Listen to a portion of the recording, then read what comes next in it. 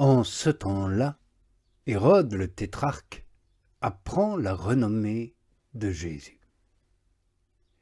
Il dit à ses familiers, « C'est Jean le baptiseur, c'est lui qui a été relevé de chez les morts. Voilà pourquoi les puissances opèrent en lui. » Hérode, en effet, avait arrêté Jean.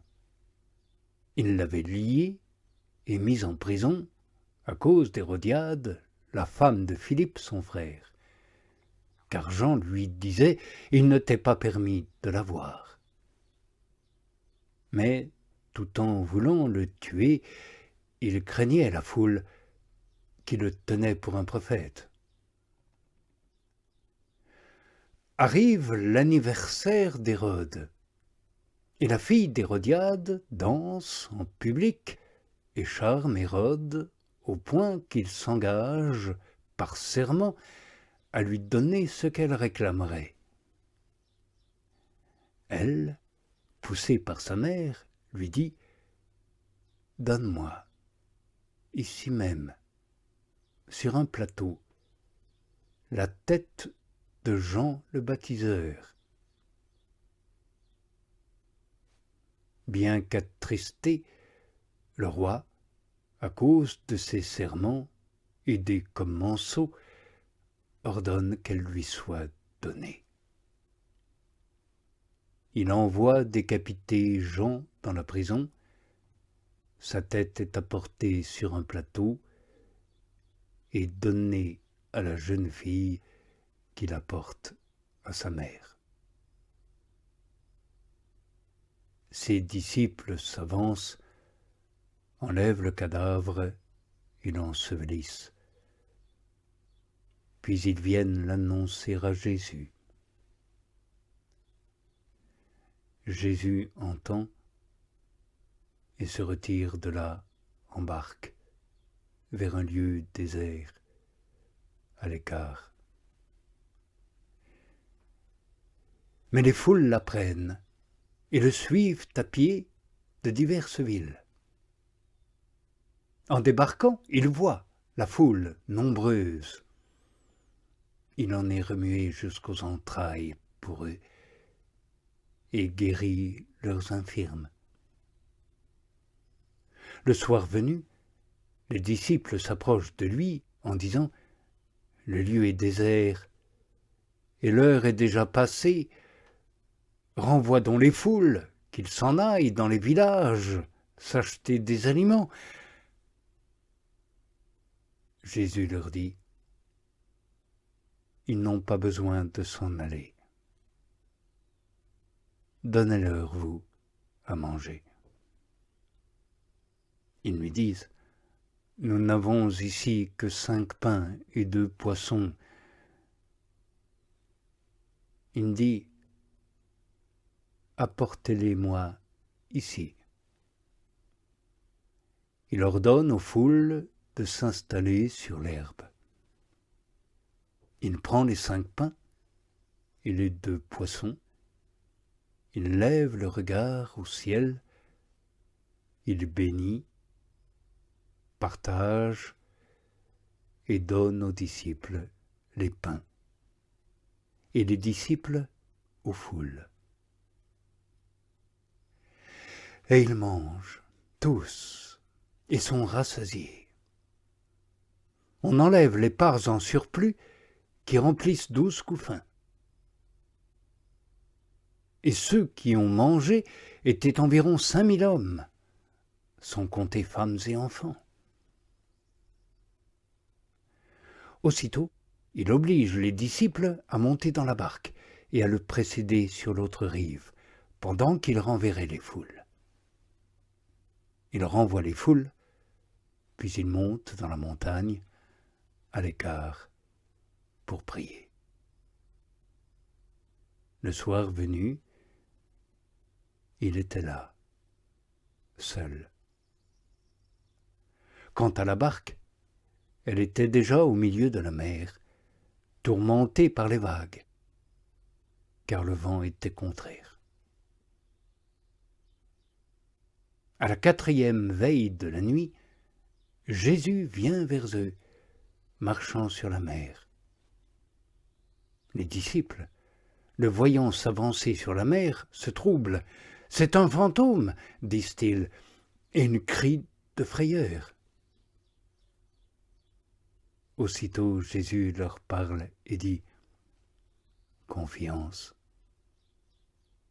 je suis. Ne craignez pas. » Pierre répond et lui dit « Seigneur, si c'est toi, ordonne que je vienne vers toi sur les eaux. » Il dit « Viens. » Pierre descend de la barque, marche sur les eaux et vient vers Jésus. Mais quand il voit le vent, il prend peur. Alors il commence à couler et crie en disant « Seigneur, sauve-moi !»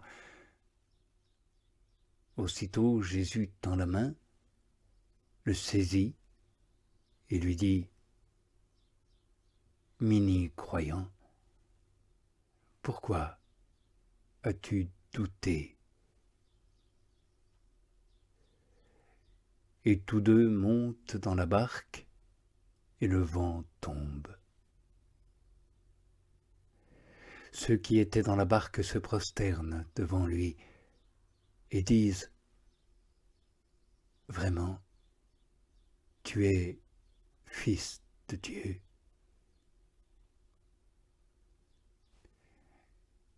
Ils achèvent la traversée et touchent terre à Génézareth. Les gens de ce lieu le reconnaissent et envoient vers tout le pays d'alentour. Alors lui sont présentés tous ceux qui vont mal. On le prie de leur laisser seulement toucher la frange de son manteau, et tous ceux qui la touchent sont pleinement sauvés. Alors des pharisiens et des scribes venus de Jérusalem s'approchent de Jésus et disent « Pourquoi tes disciples transgressent-ils la tradition des anciens ? Car ils ne se lavent pas les mains quand ils mangent le pain. » Il répond et leur dit « Et vous, pourquoi transgressez-vous le commandement de Dieu par votre tradition à vous ? Car Dieu a dit « Honore le père et la mère, et qui maudit père ou mère périra de mâle mort. Mais vous, vous dites « Qui dit au père ou à la mère est offrande pour Dieu, ce qui, de mon bien, aurait pu être utile, celui-là n'a pas à honorer le père ou la mère. » Ainsi, annulez-vous la parole de Dieu par votre tradition à vous. Hypocrite. Isaïe a bel et bien prophétisé sur vous quand il dit « Ce peuple m'honore des lèvres, mais leur cœur s'écarte loin de moi. Creux est le culte qu'ils me rendent, et les enseignements qu'ils enseignent ne sont que préceptes d'hommes. » Il appelle à lui la foule et leur dit « Écoutez et entendez. Ce n'est pas ce qui entre dans la bouche qui souille l'homme, mais ce qui sort de la bouche. Voilà ce qui souille l'homme. » Alors s'approchent ses disciples qui lui disent « Sais-tu que les pharisiens, en entendant cette parole, ont été scandalisés ?» Jésus répond et dit « Tout plant que n'a pas planté mon Père céleste sera déraciné. Laissez-les, ce sont des aveugles, guides d'aveugles. Or si un aveugle guide un aveugle, tous les deux tombent dans un trou.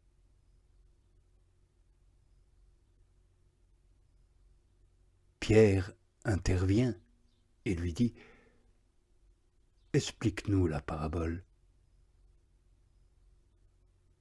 Jésus dit « Êtes-vous encore, vous aussi, sans discernement? Ne comprenez-vous pas que tout ce qui pénètre dans la bouche passe dans le ventre et est rejeté dehors aux ordures, mais ce qui sort de la bouche provient du cœur, et c'est cela qui souille l'homme. » Oui, c'est du cœur que sortent mauvaises raisons, meurtre, adultère, prostitution, vol, faux témoignage, blasphème. Et c'est là ce qui souille l'homme. Mais manger avec des mains non lavées ne souille pas l'homme. Et sortant de là, Jésus se retire dans la région de Tyr et de Sidon.